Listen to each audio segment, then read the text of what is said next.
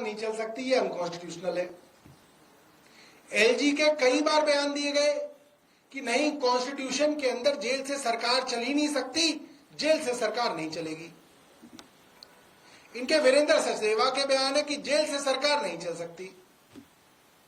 इनके ऊपर से नीचे तक जितने भी मंत्री हैं, जो भी इन्होंने पढ़ाई करी है, कानून की पढ़ाई की है या जो भी करी है, असली की है, नकली की है, जो भी है इनके पास, ये सारे पढ़े लिखे मिलके कह देते हैं कि कानून और कॉन्स्टिट्यूशन में लिखा है कि जेल से सरकार नहीं चल सकती।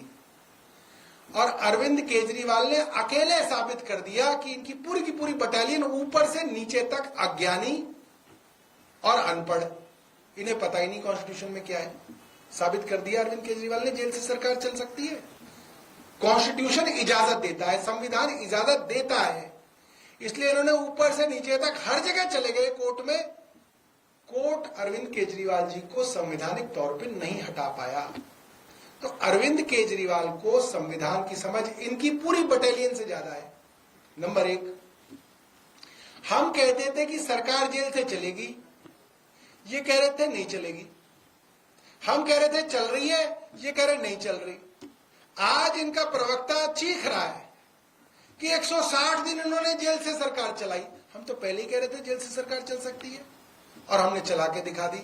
और इन्होंने आज मान लिया कि यहां अरविंद केजरीवाल संवैधानिक तौर पे भी सही थे, और जो अरविंद केजरीवाल कह रहे थे कि मैं जेल से सरकार चला के दिखाऊंगा, वो अरविंद केजरीवाल ने चला के दिखा दी।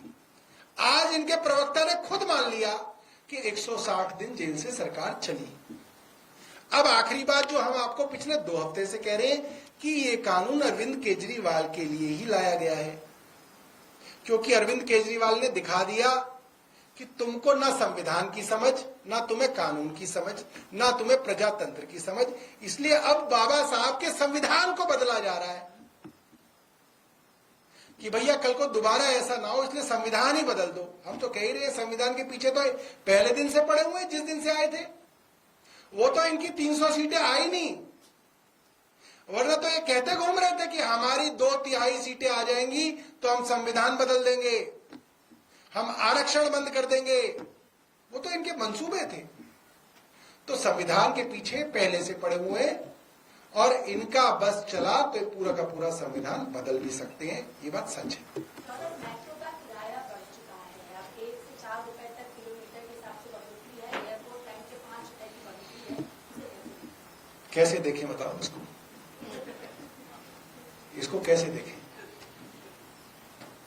इसको बीजेपी का चश्मा लगा के देखें तो कहेंगे तो बढ़ने ही चाहिए थे, ये तो बहुत पहले बढ़ जाने चाहिए थे। केजरीवाल ने नहीं बढ़ने दिए, हमने आते ही बढ़ा दिए। देखो हमने कितना बड़ा देश का काम किया।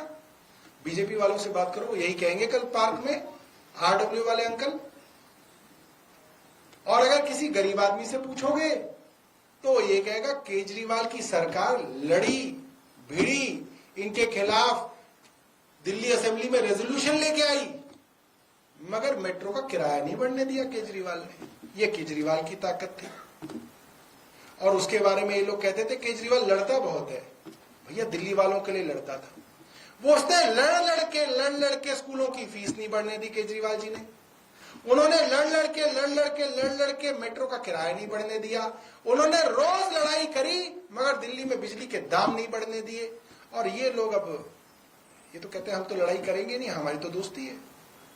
तो दोस्ती के अंदर जो है फायदा इनका है, नुकसान दिल्ली के लोगों का। अब दिल्ली वाले तय कर ले, दोस्ती में फायदा था या लड़ाई झगड़े में फायदा था।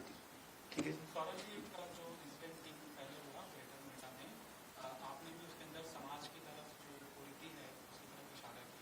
देखिए मैं क्योंकि एक एमएलए के तौर पे कई शादियों में जाता हूं, मैं देख रहा हूं कि पिछले कुछ सालों में ट्रेंड बढ़ रहा है। दहेज की प्रथा कम होनी चाहिए, मगर इसको मैं ये कहूंगा ये कुरीति हमारे समाज में बढ़ रही है। कैसे बढ़ रही है? पहले क्या होता था कि शादी ब्याह के अंदर दहेज के अंदर कोई आदमी मोटरसाइकिल दे देता था, चलो जी चलो। फिर क्या हुआ कि कार दे दो जी, चलो ठीक है। फिर क्या बड़ी कार दे दो, दूल्हा राजा को दे दो, ये कह के दे देते जी हम अपनी बेटी को दे रहे हैं, शादी के बाद हमारी बेटी तो घूमेगी इसमें। तो एक कार देने लगे।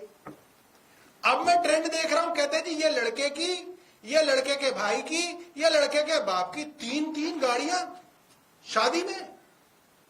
अरे पागल हो गया क्या समाज हमारा? 3 गाड़ियां। और मांगने वाले मांग रहे हैं, देने वाले दे रहे हैं। तो हमारे समाज के बड़े बूढ़े, और इसमें सब समाज है, ये मामला किसी एक पर्टिकुलर समाज का है, मगर इसमें सब समाज शामिल है। कोई ज्यादा है, कोई कम है। इसको हमारे जो खास तौर पे दिल्ली एनसीआर की जो पंचायतें हैं, उनको बैठ के इसके ऊपर सलाह मशवरा करना चाहिए, विचार विमर्श करना चाहिए, और इसके ऊपर एक बात करनी चाहिए, इसके ऊपर चर्चा होनी चाहिए कि भाई ये दहेज की जो कुरीति है, इसको हमें धीरे धीरे धीरे धीरे खत्म करना चाहिए। अब मैं ये कहूं कि तुरंत ही खत्म कर दोगे तो वो होगा नहीं, मगर इसको धीरे धीरे धीरे धीरे खत्म करना चाहिए, क्योंकि ये जो है बढ़ रहा है, ये ट्रेंड घटना चाहिए। ये ट्रेंड दिल्ली एनसीआर के अंदर बढ़ रहा है और ये अच्छा नहीं है। ठीक है जी।